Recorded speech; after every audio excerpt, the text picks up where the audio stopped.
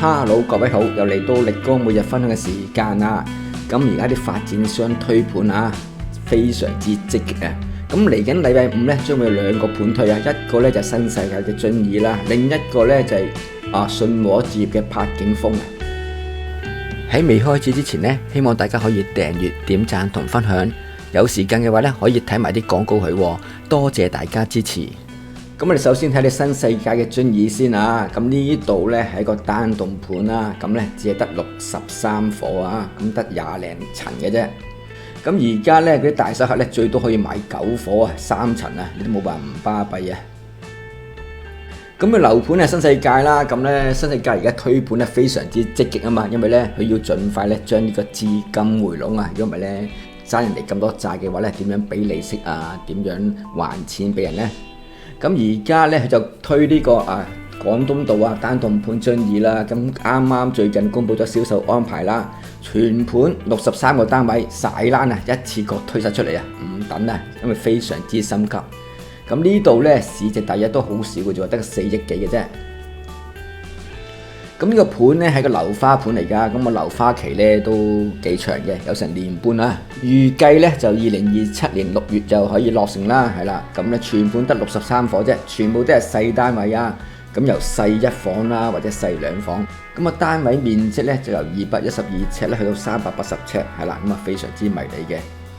咁而家咧呢度咧就有咧33間1房啊，24間2房同埋6間咧就特色戶啊。特色戶咧即係頂層連天台啊，最低嗰層連平台嗰啲啦。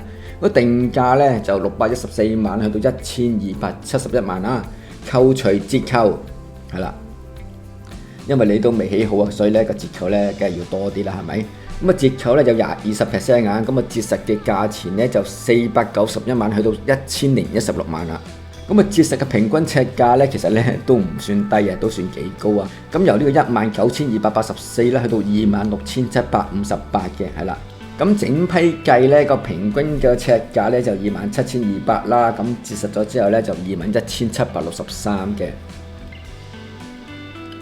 咁咧新世界啲 sales 咧就話咧嗱，我哋咧有60伙咧好平嘅啫，平過900萬係咪？咁同埋咧嗰啲1房啊，連埋啲天台啊嗰啲咧，全數都係低於600萬啊，非常之平係咪？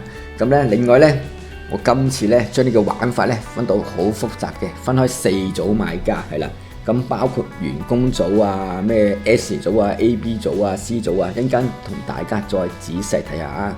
咁呢度就話咧最多咧就可以買9伙啊，咁咧同埋咧嗰啲 A 組買家咧又最少買2伙喎，係啦，咁啊最多可扣4伙。咁啲 B 組散客咧就可以買1至2伙啦。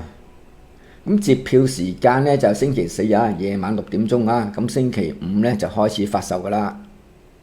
咁呢度咧新世界咧再補充啊，而家咧我過去週末週日咧收到600張票啊，咁根據咧最新嘅網上消息咧，佢應該咧收到成1000張票啊，咁咧以首2張價單計，即係全盤啦，你得63間啫嘛，咁啊超額認購咧1000除63等係幾多咧？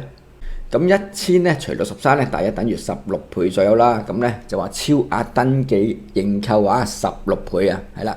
咁同埋咧呢度咧佢話啦，有一半嘅入票人士咧係港漂人士啊。咩叫港漂咧？即係話咧未有香港嘅身份證嘅，但係咧就落嚟咧香港讀書啦，或者落嚟香港做嘢嗰啲專才啊嗰啲啦。咁我哋咧喺度啊睇下新世界嘅銷售安排先。咁而家咧新世界咧就會喺28號啦就公開發售啊。咁啊時間咧由下晝2點鐘開始啊。咁售樓處咧就係長沙灣啦，或者你個鰂魚涌啊，呢個 K11。咁呢度咧全棟63個單位咧就列晒出嚟啦，一次過一鋪 all out 啊，咁賣唔賣得晒咧就到時先知啦。咁但係咧新世界嘅玩法咧即係好複雜嘅，咁因為咧你今次咧只係得63個單位啫嘛，咁但係咧佢分開嘅組別啊係非常之複雜，咁大家一齊睇下啦。咁呢度咧首先咧就咧分開 NW 組啊 ，NW 組咧係呢啲員工組或者員工家屬嘅。咁 NW 組咧就可以買最少1個啦，或者最多3個，指定呢度啦 NW 組嘅單位啊。咁今次新世界咧就將啲單位咧就剁開一份一份嘅，咁 NW 有一份，跟住咧 S 組有一份，跟住咧 A 組一份啊，B 組一份啊，咁咧每一組咧都有機會買㗎，就永不落空啊！咁我哋跟住咧繼續睇下咧咩叫 S 組啊 ？S 組咧係咪即係 super 咁解咧？係啦，因為咧 S 組咧都幾巴閉嘅，因為 S 組咧要指定咧最少買一層係啦，同埋咧或者最多可以買6層啊，咁啫就可以買晒隔離呢啲單位啦，係啦。但係咧要斷層咁買嘅，就唔可以買1個、2個、3個、4個唔得嘅，一定係層買啊，係啦。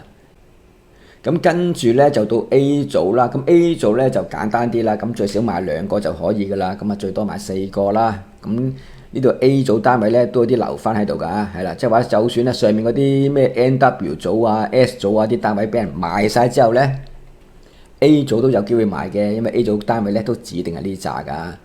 咁跟住咧就到 B 組啦 ，B 組就散客啦，咁即係話買1間都得啦。咁 B 組咧都唔使失望嘅，因為 B 組咧都留翻呢度有12間咧，係啦，其實俾 B 組人士認購嘅。咁之後咧上述嘅單位咧，如果賣晒嘅話咧，咁 B 組咧都有12間揀㗎。咁但係咧，如果上面嘅單位咧之前嗰啲組別咧賣唔晒嘅話咧，當然下邊嗰啲組別咧可以繼續購買啦。咁今次咧入票啊或者登記咧就咧 NW 組咧就可以入1份啊 ，S 組就入1份，咁 A 組咧就要入4份啊，咁 B 組咧就要入2份，係啦。咁一般嘅散客啦，即係咧唔係新世界嘅職員或者係呢個親戚啊，咁你咧就可以入最多咧入到7份㗎，係啦。所以咧嗰啲票數嘅數目咧其實咧都好多水分嘅。咁同埋咧入票嘅金額咧又唔係好高啊！咁我睇翻呢度咧係啦，咁你入票咧只需要俾5萬蚊咧就可以入到1張票噶啦。咁咧要寫明咧又俾呢個律師行啦。咁但係咧本票咧同支票都得嘅喎。咁即係話咧唔使攞真金白銀出嚟嘅，咁你寫張紙咧5萬蚊咧就可以登記噶啦。咁你登記咗咧唔買都可以噶嘛，係咪？咁咧所以咧個票數咧就一定會好高嘅。咁發展商咧，其實咧嗰啲支票本票咧就唔會兌現嘅，咁即係話咧，就算咧你銀包裏邊咧1蚊都冇咧，都可以入到咧7張票嘅，咁所以咧啲票數咧就一定咧高㗎。咁我哋繼續咧睇個抽籤安排先啊。咁今次咧新世界發展呢嘅抽籤安排咧都幾特別㗎。咁 B 組咧就會早一日咧就抽籤啊，就咧喺27號咧就會抽籤先嘅。咁其他組別咧，包括呢個 NW 啦、S 啊、A 啦，同埋 B 組嘅第2輪咧就唔會抽籤住嘅。咁要去到售樓當日現場啊，大家啦嚟到啊先至抽籤係嘛？咁咧嗰時嘅氣氛啊，或者個情緒咧，大家會高漲啲啊嘛。咁新世界發展咧呢個盤咧，將以喺禮拜5咧下晝開始咧就會公開發售啦。咁大家咧好快咧就會知道咧。今次新世界呢個樓盤啊，買唔買得晒啦？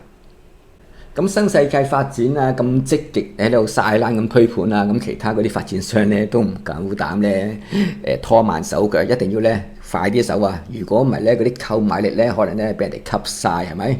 咁呢個咧就係咧順治啦同埋港鐵合作啊，就唔喺港鐵站上邊嘅，喺港鐵嘅通風樓上面嘅油塘盤啊。柏景峰咧，咁第2輪銷售咧將喺禮拜5進行啊。咁佢之前咧攞150間出嚟賣嘅，係啦。咁我頭先睇過啊，咁只係賣咗149間啫。咁有1間咧仍然賣唔出嘅喎。咁究竟嗰間點解賣唔出嘅咧？咁如果大家知道嘅話咧，可以話俾我聽喎。可能咧嗰間咧即係對到正呢個通風口啊，或者呢個死氣口啊，咁咧冇人候咧。咁唔好理啦，咁嗰間賣唔出啫，咁其他可能有人買噶嘛。咁信和置業咧就嗱臨加推啦，同埋咧價錢都冇乜點加到啊。咁今次咧就推售啦150間啦，咁1房咧就29間啦，2房咧就119間啊，3房1套有2間嘅。定價咧以定價計咧呢批貨值成10億嘅喎，係啦，咁銀碼都唔細啊。咁扣除折扣咧，折實嘅價錢咧由427萬去到950萬嘅。咁折實尺價咧就由14,100啦，去到16,448啊。最貴嗰間咧，梗係高層啲嘅單位啦，就係1座21樓 A1 室啦，総面積578平方尺，3房1套啊。折實950萬係啦，咁尺價咧都幾高啊，16,400啊。咁柏景峰咧上個禮拜五咧就加推價單啦，咁啊有10間一房、94間兩房同埋4間嘅3房，咁咧折扣都係一樣噶啦。咁啊折實價錢咧由422萬啦，去到950萬到啦。咁啊整批嘅平均個尺價15400幾啦。咁咧加價嘅幅度咧係非常之咧克制嘅，係加1至2%嘅啫。咁我哋睇下啦，呢個咧就係呢一柏景峰啊，呢個銷售嘅成交資料冊啦。咁呢度咧係上個禮拜賣嗰批單位嚟嘅。咁呢度賣出單位咧係啦，總共咧真係咧有149間㗎。咁力哥咧同大家咧頭先就數過㗎啦。因為咧喺21號之後咧，其實咧就再冇成交啊。係啦，睇翻呢度先。係啦，咁最後尾嗰個成交日期咧都係21號啊。咁即係22號咧係冇成交嘅。咁即係話咧有一間咧係賣唔出㗎。咁唔知咧係邊間賣唔出咧？如果大家知道嘅話咧，都可以咧留言俾我啊，分享俾大家。咁我哋繼續睇啦，信和咧呢個 One Park Place 啦，咁第2輪銷售咧個安排啊，同樣咧都係喺禮拜五啊28號啊，咁時間咧仲早過新世界嘅遵義啊，咁9點15分咧就開始發售啊。咁發售地點咧都係尖沙咀啊，呢個信和嘅地頭啊，咁分別咧有2個地方喎，一個咧叫 Club One啊，咁呢度係宴會廳嚟嘅，都係68號啊，尖沙咀摩地道。咁另一個咧就係66號啦，摩地道係啦，咁啊尖沙咀嘅中心啦。咁即係話咧 Club One 咧係一個中式嘅餐館嚟㗎嘛，咁即係話咧到時咧應該會有大量嘅點心供應俾嗰啲準買家或者等待抽籤嘅人士啊，應該咧就唔會餓親咧嗰啲買家噶啦。咁啊睇下啲信和嘅銷售安排先。咁今次咧就推售150間啦，全部列晒出嚟啊。咁信和咧售樓咧就相對咧就簡單啲啦。咁咧組別唔使分開太多嘅啫，咁我分2個組別已經足夠啦。咁今次咧所有單位咧都列晒出嚟啊。咁基本上咧2組買家咧都可以揀呢啲單位嘅。咁但係咧當然有優先次序啦。咁啊大手客咧就優先啲嘅。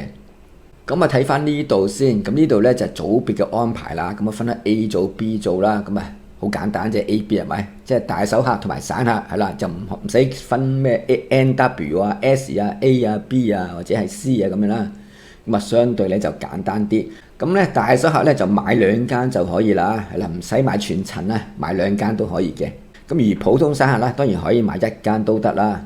咁但係信和咧同呢個新鴻基咧好唔同㗎。信和咧好鬼死中意咧啲人咧嚟到晒咧先抽籤嘅。咁無論咧 A 組啊 B 組嘅人士咧，唔該你咧準時啊嚟到我呢度現場係啦。咁大家咧食下點心啊，食下燒賣先，跟住咧我就抽籤係咪？咁大家咧就食到飽飽先開始慢慢睇下自己嘅抽籤結果咧，然後先去揀單位啊。咁但係信和咧入票咧其實咧都有要求㗎。咁入票咧就唔可以係支票嘅，一定要係本票啊。咁我睇翻呢度先。咁咧呢度咧就話咧每一組咧 A 組或者 B 組咧，咁要先前咧就登記啊。咁話俾個發展商聽咧，你準備諗住買幾多間單位。